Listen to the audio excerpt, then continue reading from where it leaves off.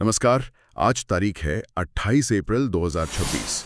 शुरू करते हैं आज का द हिंदू एडिटोरियल एनालिसिस। आज के लेक्चर की पीडीएफ आप हमारे टेलीग्राम चैनल बेसिक वाला नॉलेज से डाउनलोड कर सकते हैं। बिल्कुल। तो जल्दी से मैं आज के चारों आर्टिकल्स का एक ब्रीफ इंट्रो दे देता हूँ। सबसे पहले हम बात करेंगे आईआर की, यानी अंतर्राष्ट्रीय संबंध। इसमें हम देखेंगे कि चीन और पाकिस्तान के बीच जो अंतरिक्ष को लेकर सहयोग बढ़ रहा है, उसके भारत के लिए क्या सामरिक मायने हैं। राइट। दूसरा टॉपिक होगा सोशल जस्टिस, यानी सामाजिक न्याय। इसमें हम एक बड़ा डीप पैराडॉक्स समझेंगे कि बिहार में प्रगतिशील राजनीति के बाद भी जमीनी स्तर पर विकास क्यों रुका हुआ है। हाँ, ये काफी दिलचस्प मुद्दा है। बिल्कुल। फिर तीसरा विषय है हमारी एजुकेशन पॉलिसी। सीबीएसई जो क्लास 3 से 8 के बच्चों के लिए एआई और कंप्यूटेशनल थिंकिंग का नया सिलेबस ला रहा है, उसके क्या मायने हैं। और आखिर में पॉलिटीन गवर्नेंस के अंदर हम बात करेंगे नए आईटी रूल्स के ड्राफ्ट की, जो अभी मार्च 2026 में आया है और जिसने डिजिटल राइट्स पर एक नई बहस छेड़ दी है। तो चलिए आसमान से ही शुरू करते हैं। देखिए, डॉक्टर गुंजन सिंह का जो नया लेख आया है ना, वो चाइना और पाकिस्तान की उस ऑल वेदर फ्रेंडशिप के बारे में एक नई तस्वीर पेश करता है। हम हमेशा जमीन पर सीपैक की बात करते हैं, लेकिन अब ये दोस्ती अंतरिक्ष तक पहुंच चुकी है। और इसकी शुरुआत वैसे तो 1990 में पाकिस्तान के बद्र-1 सैटेलाइट से ही हो गई थी। अच्छा, मुझे लगा ये सब अभी हाल ही में शुरू हुआ है। नहीं, लेकिन जो 2026 की सबसे बड़ी खबर है ना, वो सच में थोड़ी चौंकाने वाली है। क्या? चाइना अपने टियांगोंग स्पेस स्टेशन पर एक पाकिस्तानी अंतरिक्ष यात्री को भेज रहा है। शायद मोहम्मद जीशान अली या खुर्रम दाऊद में से कोई एक जाएगा। ये दरअसल 2025 में चाइना की सीएमएसओ और पाकिस्तान की सुपार्को के बीच जो समझौता हुआ था, उसी का नतीजा है। वेट, स्पेस स्टेशन पर? मतलब ये सिर्फ सैटेलाइट लॉन्च करने तक सीमित नहीं है अब? बिल्कुल नहीं। और पिछले साल 2024 में जब चाइना ने अपना चांगे 6 ऑर्बिटर चांद पर भेजा था ना, तो उसमें पाकिस्तान का एक छोटा सा 7 किलो का लूलर क्यूब सैट भी था, जिसे iCube-Q कहते हैं। ओह वाओ, 7 किलो का? हाँ, और इसके अलावा अभी हाल ही में अप्रैल 2026 में उन्होंने EO3 लॉन्च किया है। उससे पहले PRSS सीरीज के सैटेलाइट्स और पाकसात MM1 भी थे। लेकिन एक छोटा सा सवाल है यहाँ पर। ये जो लूनर मिशंस और सैटेलाइट्स हैं, ये तो साइंस और रिसर्च के लिए ठीक हैं, पर अगर हम भारत के नजरिए से देखें तो इसमें डरने वाली क्या बात है? देखिए, डरने वाली बात चांद पर नहीं है। असली खेल ना नेविगेशन और सर्वेलेंस का है। अच्छा। चाइना का अपना एक नेविगेशन सिस्टम है, बेडो, और पाकिस्तान 2014 से इसका इस्तेमाल करने वाला पहला विदेशी देश है।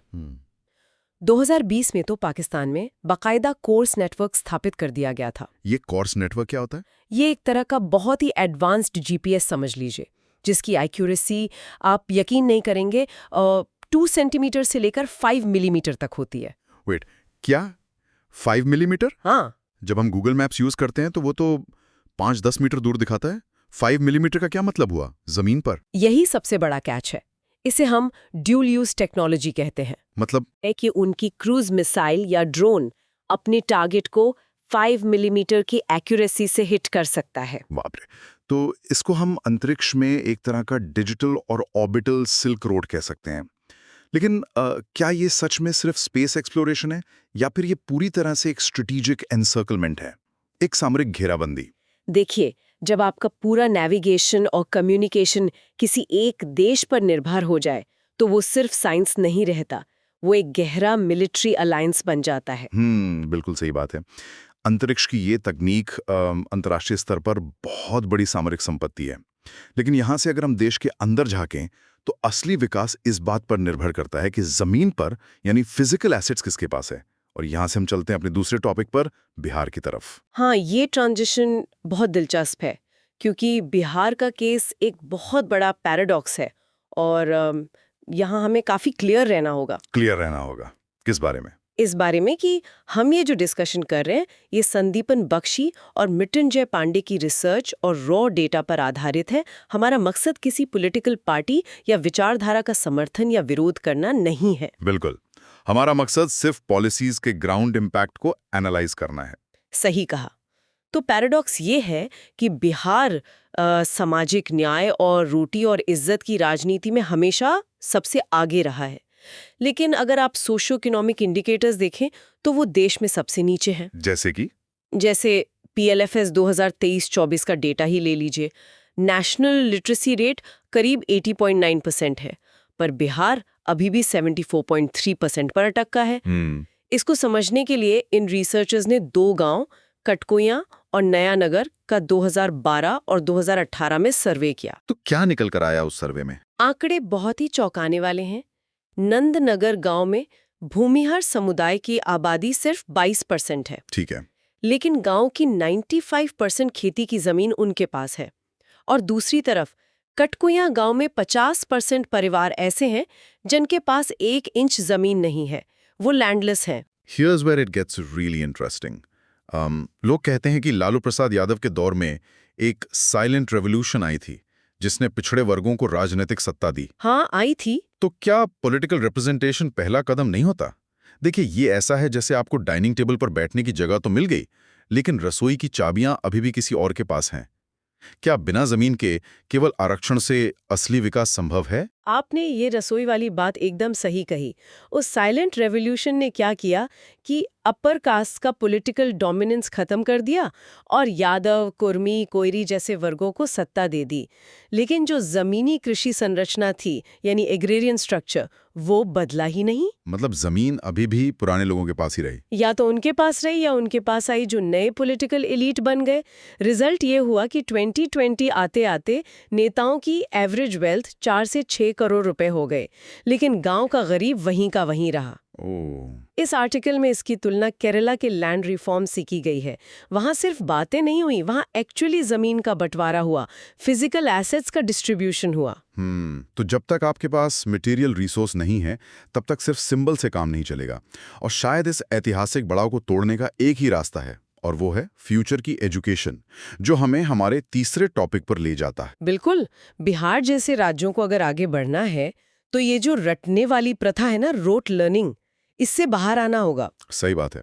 और CBSE की नई पॉलिसी इस दिशा में एक बड़ा कदम लग रही है। हाँ, मामिदल्ला जगदीश कुमार ने अपने लेख में बताया है कि CBSE अब 2026-27 सेशन से क्लास 3 से 8 बच्चों के लिए एक नया सिलेबस ला रहा है, AI और कंप्यूटेशनल थिंकिंग यानी CT का। वेट, क्लास 3 के बच्चों के लिए AI? एक 11 साल के बच्चे को AI सिखाना क्या वैसा नहीं है जैसे उसे बेसिक मैथ सीखने से पहले कैलकुलेटर थमा देना? सुनने में वैसा लगता है, पर ये थोड़ा अलग है। क्या ये उनकी अपनी लॉजिकल थिंकिंग को कमजोर नहीं करेगा? नहीं, क्योंकि यहाँ फोकस AI यूज करने पर नहीं, बल्कि कंप्यूटेशनल थिंकिंग पर है। ये US के AI फॉर K-12 फ्रेमवर्क और OECD के रूल्स के हिसाब से बनाया गया है। इसमें बच्चों को नो कोड टूल्स के जरिए सिखाया जाएगा। नो कोड टूल्स मतलब उन्हें कोडिंग नहीं करनी होगी? बिल्कुल नहीं, वो विजुअल ब्लॉक्स यूज करेंगे। इससे वो सुपरवाइज्ड लर्निंग और प्रिडिक्टिव मॉडलिंग के बेसिक कॉन्सेप्ट समझ पाएंगे। इसको क्रॉस डिसिप्लिनरी बनाया जा रहा है, जैसे मैथ्स और द वर्ल्ड अराउंड इसके साथ जोड़ के पढ़ाएंगे। अच्छा। जिससे ये रोट लर्निंग से एक बहुत बड़ा शिफ्ट होगा। लेकिन इसमें मुझे एक डर लगता है। छोटे बच्चे हैं, उन्हें तो लगेगा कि AI उनका दोस्त है या कोई असली इंसान है। आपने बिल्कुल सही पॉइंट पकड़ा। इसे ही टेक की भाषा में एंथ्रोपोमॉर्फिज्म कहते हैं। एंथ्रोपोमॉर्फिज्म? हाँ, मतलब मशीन्स को इंसान की तरह देखना और उनसे वैसे ही बिहेव करना। बच्चे जल्दी कनेक्ट कर लेते हैं और AI को एक ह्यूमन एंटिटी समझने लगते हैं। ये एक बहुत बड़ा खतरा है। तो CBSE इसके लिए क्या कर रहा है? इसीलिए उन्होंने सिलेबस में सिर्फ टेक नहीं रखी है, उन्होंने उसमें डिजिटल सेफ्टी, AI में फेयरनेस और इसके रिस्पॉन्सिबल यूज को भी बहुत डेप्थ में शामिल किया है, ताकि बच्चे समझें कि ये सिर्फ एक टूल है, इंसान नहीं। चलिए, ये तो अच्छी बात है कि हम बच्चों को आगे आने वाले डिजिटल और AI फ्यूचर के लिए तैयार कर रहे हैं। पर प्रॉब्लम ये है कि जिस डिजिटल दुनिया में वो कदम रखने वाले हैं ना, उसके नियम लगातार सख्त होते जा रहे हैं। और ये हमें आज के आखिरी और बहुत ही क्रूशल टॉपिक की तरफ ले जाता है, नए IT रूल्स। हाँ, इंटरनेट फ्रीडम फाउंडेशन से जुड़े विक्रम राज का जो एनालिसिस आया है ना, वो काफी डिटेल में इस पर बात करता है। मेटी ने अभी 30 मार्च 2026 को IT रूल्स का एक नया ड्राफ्ट जारी किया है, और ये ड्राफ्ट हमारी ऑनलाइन आज़ादी पर बहुत बड़ा असर डाल सकता है। तो इसमें सबसे बड़ा मसला क्या है? क्योंकि रूल्स तो आते रहते हैं। सबसे बड़ी प्रॉब्लम है रूल 3-4। उसमें ऐसा क्या है? देखिए, पहले जो सोशल मीडिया प्लेटफॉर्म्स होते हैं ना, उन्हें एक सेफ हार्बर प्रोटेक्शन मिलती थी सेक्शन 79 के अंदर।